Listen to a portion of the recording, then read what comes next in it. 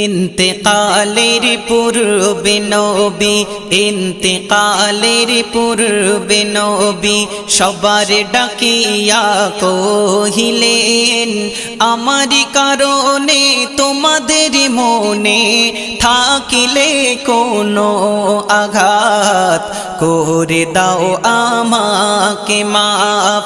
ইন্তেকালের পূর্বে নবী, ইন্তেকালের পূর্বে নবী সবার ডাকিয়া কহিলেন, আমারি কারণে তোমাদের মনে থাকিলে কোনো আঘাত করে দাও আমাকে মাফ।